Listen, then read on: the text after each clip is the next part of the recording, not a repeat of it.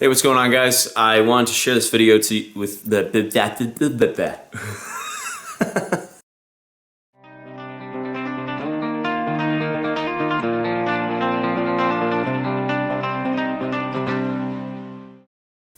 Hey, what's going on, guys? I want to share this video with you today. There's a young woman that I've been working with, and she has had a lot of problems with relaxation. She doesn't know how to relax. She tries different things that are common and typical, and they don't work. So I was thinking some other people might have this problem too, so I wanted to share it with you. Basically what goes on is that she works a very difficult, stressful job, and there's a lot of manual labor involved, plus a lot of thinking skills, and her mind is constantly going throughout the day. She's got a boss that breathes over her shoulder, sends her constant text messages throughout the day, and she doesn't have any time to herself. She doesn't have any peace, any time to just really decompress. She works about 10 or more hours a day, and again, it's a difficult job. So when she gets out, her mind is buzzing. She can't really, she can't calm down. She drinks some wine, she smokes cigarettes, she does whatever she can to calm her mind down. And of course, that's like a forced calm. And then, she'll go home, eat dinner and such, or, watch TV for the rest of the night and then go to bed. Well, she associates all of this with calming activities and stuff that is supposed to basically, bring you down to a more relaxed state. Well, it's not working for her. She knows it's not working because she's in touch with her body, she's in touch with her mind, and she knows that she just doesn't feel relaxed. So, we were talking about this last week, and I explained this to her, and I'm going to share it with you as well, that our minds, and as a culture, we have essentially programmed ourselves to be addicted to activity. Now, I'm not even necessarily saying that you want to be addicted to, cleaning your house and then washing the car and then doing your homework or, doing extracurricular, whatever, this, that, and the other. I mean activity of the mind, of thoughts, of constant, rampant thoughts that just keep permeating into your consciousness, right? So how does that come into fruition in the physical world? Well, it comes here because instead of relaxing, you get on Facebook. Instead of relaxing, you watch TV. Now, I've talked about it very briefly in another video, but the way that our minds work is that on a subconscious or maybe even below that level, our minds cannot differentiate whether or not what we're experiencing, what we're looking at, is happening to us or that it's not real. All right, so if you are looking at a movie and it's an action-based movie and there's some really stressful set pieces going on in the movie, your body will actually have a biochemical response to that visual that you're seeing, that on some level, it's as if your body is actually experiencing it. Your stress hormones will actually go up as you watch that movie. This is the same reason why when you watch a scary movie, you can get scared, and then later on, you get jumpy at night and you're a little nervous to go to sleep. That stuff is real.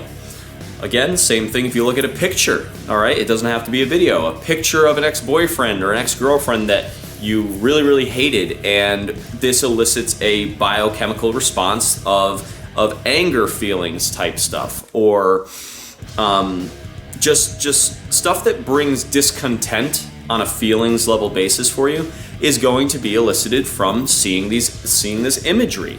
Now, that also corresponds to just your thoughts in general.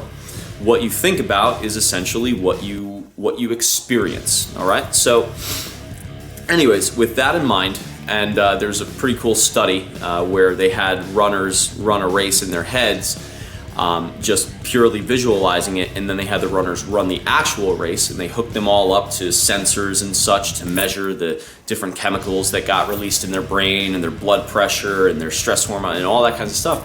And they found that the levels of, say, the cortisol and the serotonin and all this kind of stuff really was firing off almost exactly the same whether they were running the race in their mind or they were running it in real life. So this stuff is real.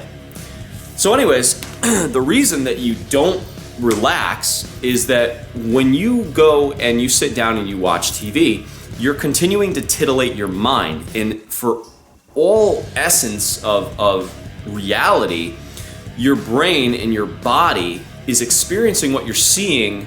So when you're trying to escape from your life by watching something to get your mind off things, you're actually leaving your life and you are transplanting into a new life. And oftentimes, if you sit down and think about it, what is it that we're actually watching? We're not watching calming events. We're not watching things that make us feel wholesome and make us feel happy.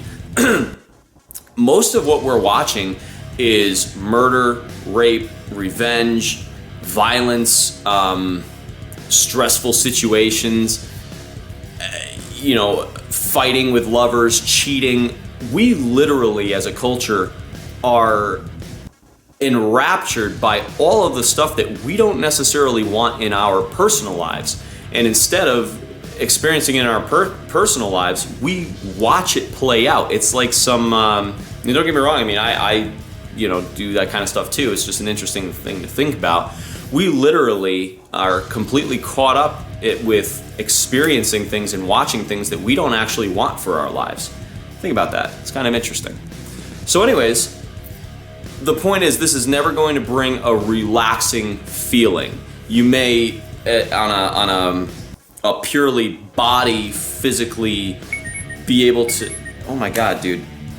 If you've been watching my videos, this is like the 6th video that I just forget to shut off my phone while I'm doing stuff. Okay, it's on silent now. Anyways, on a pure body level, yes, you are laying back, you are comfortable, your heart rate is lowered, and on some level, yes, you are experiencing more relaxation than if you were actually doing what you're watching or possibly living your own life, depending on the stress levels in your own life. But you're never gonna reach that relaxation you're looking for. So how do you reach that relaxation? What you need to do is you need to take time to your actual self. You need to, let's say you take a shower. Well, while you're in the shower, play some meditation music, light some candles.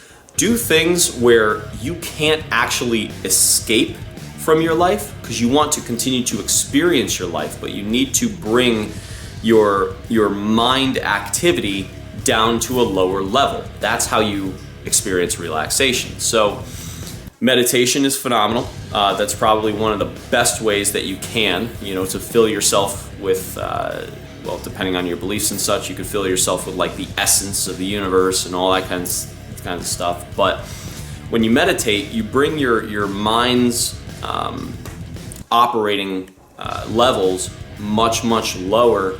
And the most simple meditation that you can do is you sit there, close your eyes, you sit back straight up in a chair. You can look all this stuff up and they'll give you better explanations than me, but sit down, your palms on your knees and such, and just have your eyes closed, your head up, and you just close your eyes and you just concentrate on your breathing. Just feel how your breath is going inside and outside of your body.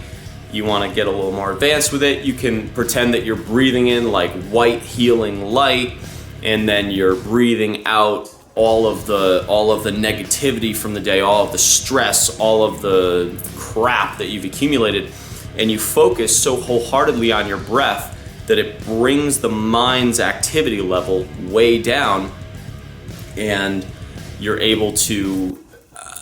basically able to really relax. Because the way to relax is not to escape your life. An escape of your life just transplants you into another area of which you're experiencing titillation of the mind, right? So instead of being addicted to that, you can also just go throughout the day and just have certain moments where you actually relax. It sounds funny, but when someone goes to use the bathroom and they're sitting down, what are they doing? They're not just sitting there and relaxing, they're on their phone, they're on Facebook, they're playing Clash of Clans, they're on iFunny, they're using the phone some way, sort, or purpose to keep the mind at this heightened activity state that destroys levels of relaxation, whether or not the person is aware of it. And that's why you start to get into this like really fast mode, and then that's that's what you operate at during the day, and it becomes an actual addiction. Most people watching this video, try this. Shut off your phone, or at least put it on silent and put it in another room. Now go throughout your day, try to make it 2 to 3 hours. And I'm not talking like when you're at work and you're not allowed to be on your phone. I'm talking on the weekend when you're not working, put your phone in another room and go for a walk by yourself and see how you feel. Because most people are actually going to experience a withdrawal effect where they're gonna reach for their phone, or they're gonna think the phone went off in their pocket, or they're gonna see something and they're gonna wanna Snapchat it and send it off to their friends, or they're gonna wanna check something on Facebook, or they're gonna wanna whatever. You're actually addicted to mind activity. And a lot of people can't shut this down. That leads to sleep problems, that leads to all this other agita of the mind, really. And then this permeates into your life and, fucks you up there and whatnot. So, anyways, I want to share this with you because speaking with her now, she has stopped going on Facebook so much. She has stopped, going on and just posting things all the time, because in all reality, what is the purpose of constantly staying up with Facebook, constantly staying up with, every single friend that messages you throughout the day? Sure, it's great for relationships, but when you sit down and really think about it, a lot of the people that you're talking with, not to be a jerk, but a lot of the people that you're talking with, they don't mean anywhere near as much to you as they probably should, that you're putting in so much effort to those relationships. What if you put in more effort to the relationship with yourself? What if you took some time and said, you know what? I want to feel what it feels like to actually be relaxed, to actually be centered. So when you get out of work, now she goes home, she still has dinner, but she takes a shower and she puts on some meditation music and she just enjoys the feeling of the water coming down, caressing her body, the warmth, all that kinds of stuff. And then she gets out of the shower and then she goes and sits and she meditates for a little bit. And then after that, the stress from the day has kind of melted away, and now she's able to just go off, and now she can watch TV if she wants. She could spend more time with her husband and be more in the moment because her mind isn't constantly going. And during these times, she's not going on Facebook as much. She's not, following up with every single person who messages her. Now she just tells people, hey, listen, I'm in the middle of something, I'll get you back later. You don't have to respond the second everybody sends you a message. All of this stuff just keeps you at a heightened activity level, stops you from relaxing, and doesn't let you get that feeling of being centered, that feeling of being at peace. So anyways, guys, if you're trying to relax and you're watching TV or you're playing video games and you're complaining about the 8-year-olds that are taking you out and killing you, Call of Duty joke, if you guys play Call of Duty, that's not actually relaxing you. It's just keeping your mind in a heightened state. So anyways, guys, thanks a lot for checking this video out. I hope this information is helpful to you. And if you like it, like the video, subscribe, and pass it around. So thank you very much. I'll catch you next time.